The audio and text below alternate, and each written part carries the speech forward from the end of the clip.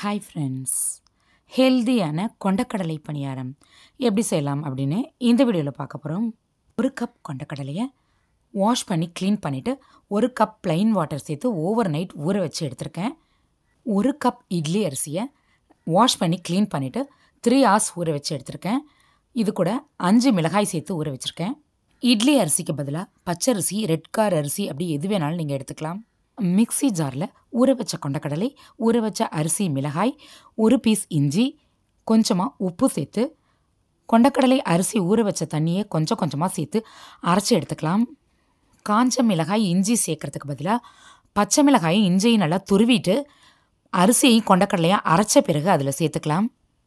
கொண்டக்கடலையை கண்டிப்பாக நீங்கள் 12 hours ஊற வச்சுக்கோங்க. ஓவர் நைட் ஊற வச்சுக்கோங்க. அல்லது நைட்டு செய்கிறதா இருந்தால் மார்னிங் 7 o'clock ஊற வச்சா ஈவினிங் 7 o'clock நம்ம அரைச்சி எடுத்துக்கலாம். இந்த மாதிரி குறக்கரன்னு இல்லாமல் ஓரளவுக்கு நைஸாக அரைச்சி எடுத்துக்கோங்க. அரைச்ச மாவில் குட்டி குட்டி ஸ்கொயராக நறுக்கின கேரட் கொஞ்சமாக கருவேப்பிலை இலைகள், நறுக்கின வெங்காயம் சேர்த்து நல்லா மிக்ஸ் பண்ணி விட்டுக்கலாம். இது கூட கொஞ்சமாக குட்டி குட்டி தேங்காய் பீசஸ், முந்திரி பருப்பு, கொஞ்சமாக ஸ்வீட் கார்ன் அதெல்லாம் கூட சேர்த்துக்கலாம். மிக்ஸ் பண்ணி விட்டு நல்லா கெட்டியாக வச்சுக்கோங்க. தண்ணி அதிகமாக சேர்த்துறாதீங்க. சப்போஸ் நீங்கள் அரைக்கும் பொழுதே தண்ணி கொஞ்சம் அதிகமாக ஆயிடுச்சு அப்படின்னா கொஞ்சமாக பச்சரிசி மாவு சேர்த்து மிக்ஸ் பண்ணிக்கோங்க. தண்ணி அதிகமாக இருந்துச்சுன்னா எண்ணெய் சேர ஆரம்பிச்சிடும் பணியாரத்தில். இந்த மாதிரி கன்சிஸ்டன்சியில் இருக்கணும் மாவு. பணியாரக்கல் வச்சு ஸ்டவ்வை சிம்மில் வச்சு ஆயில் சேர்த்துக்கலாம். ஆயில் சேர்த்த உடனே நம்ம ரெடி பண்ணி வச்சுருக்க மாவை எடுத்து ஒவ்வொரு குழியாக ஃபில் பண்ண ஆரம்பிச்சிடணும். பணியாரக்கல் ஹீட் ஆகிற வரைக்கும் வெயிட் பண்ணக்கூடாது, உடனடியாக ஃபில் பண்ணிக்கணும். தோசை தவா ஹீட் ஆகிற வரைக்கும் வெயிட் பண்ணி அதுக்கு பிறகு தான் நம்ம தோசை ஊற்றுவோம். அந்த மாதிரி இல்லாமல் உடனடியாக ஆயில் சேர்த்துட்டு உடனடியாக இதை ஃபில் பண்ண ஆரம்பிச்சிடணும். ஆன் பண்ணதுலேருந்து ஸ்டவ்வை சிம்மில் வச்சுக்கணும். மாவு நல்லா கெட்டியாக அரைச்சிருக்கிறதுனால மேலே ஸ்பூனால் ப்ரெஸ் பண்ணிவிட்டு தடவி விட்டு ஷேப் பண்ணிக்கணும். கேப் இல்லாமல் ஃபில் பண்ணிக்கணும். நீங்கள் செய்யும் பொழுது தேங்காய் சேர்த்து செய்யுங்க. டேஸ்டியாகவும் வாசனையாகவும் இருக்கும். தேங்காவை குட்டி குட்டி பீஸாக கட் பண்ணி சேர்க்கலாம் அல்லது துருவி கூட சேர்த்துக்கலாம். மாவில் நம்ம பச்சை கேரட், வெங்காயம் எல்லாம் பச்சையாக தான் சேர்த்துருக்கோம். வதக்கி சேர்க்கணுன்றது அவசியம் இல்லை, ஃப்ரை பண்ணி சேர்க்கணுன்ற அவசியம் இல்லை. இப்படி தான் சேர்க்கணும் கண்டிப்பாக. அதே மாதிரி இஞ்சி, பச்சை மிளகாய் சேர்க்குறதா இருந்தாலும் நீங்கள் ஃப்ரை பண்ணிலாம் சேர்க்கணுன்ற அவசியம் இல்லை, நல்லா துருவிட்டு சேர்த்துக்கலாம் அப்படியே.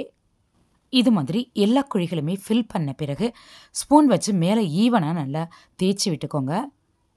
சென்டரில் தான் ஃபஸ்ட்டு மாவு ஃபில் பண்ணினோம், அதே ஆர்டரில் திருப்பி விட்டுக்கணும். ஸ்பூனை வச்சு லைட்டாக மூவ் பண்ண உடனே மூவ் ஆகிடும். இந்த மாதிரி நல்லா ஃப்ரை ஆகிருக்கும். திருப்பி விட்டுக்கலாம். இதே மாதிரி எல்லா பணியாரத்தையுமே திருப்பி விட்டுக்கலாம். எல்லா பணியாரத்தையுமே திருப்பி விட்ட பிறகு ட்ரையாக இருந்தது அப்படின்னா நீங்கள் கொஞ்சமாக ஆயில் சேர்த்துக்கலாம். நான் சேர்க்கலை, ஃபஸ்ட்டு நம்ம ஆயில் சேர்த்தோம் இல்லையா, அதிலே தான் நான் ஃப்ரை பண்ணிகிட்ருக்கேன். இந்த பணியாரம் மேலே நல்லா கிறிஸ்பாக, உள்ளே சாஃப்டாக, சூப்பர் டேஸ்ட்டாக இருக்கும். சட்னி, சைடிஷ் எதுவும் இல்லாமல் கூட இதை சாப்பிட்லாம். சப்போஸ் நீங்கள் சட்னி வச்சு சாப்பிட்றதா இருந்தால் தேங்காய் சட்னி, கார சட்னி எதுவாக இருந்தாலும் இதுக்கு மேட்ச் ஆகும். இட்லி, தோசையை தவிர வேறு என்ன டிஃபன் செய்யலாம் டிஃப்ரெண்ட்டாக அப்படின்னு நம்ம யோசிப்போம். அந்த டைமில் இந்த மாதிரி வாரம் ஒரு முறை அல்லது இருமுறை டிஃபனாகவே, மார்னிங் டிஃபனாகவே நீங்கள் இதை செஞ்சு சாப்பிட்லாம். கொண்டக்கடலை அரிசி மட்டும் இல்லாமல் வேறு வேறு இன்க்ரீடியன்ஸ் எல்லாம் வச்சு இன்ட்ரெஸ்டிங்காக பணியாரம் நிறையா செய்யலாம். அதே மாதிரி ஒவ்வொரு வாரமும் செஞ்சு சாப்பிடுங்க. இதே மாதிரி எல்லா பணியாரத்தையுமே எடுத்துடலாம். 2 சைடுமே வெந்திருக்கா அப்படின்னு செக் பண்ணிவிட்டு எடுத்துக்கோங்க. இந்த டேஸ்டியான பணியாரத்தை ஈவினிங் ஸ்நாக்ஸாகவும் நம்ம யூஸ் பண்ணலாம்.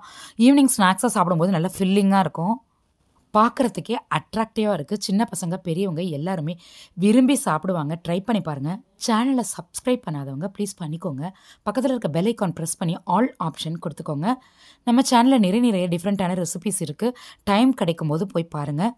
இந்த வீடியோ உங்களுக்கு பிடிச்சிருந்தால் லைக் பண்ணி ஷேர் பண்ணுங்கள். இந்த வீடியோவுக்கு கீழே உங்களுடைய கருத்துக்களை பதிவிட மறந்துடாதீங்க. வணக்கம்.